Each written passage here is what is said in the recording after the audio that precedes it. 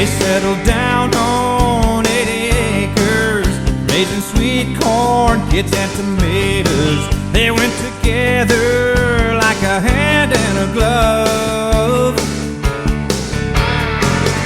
On a clear day from their front yard, if you look and know what to look for, off to the east you can still read his words of love.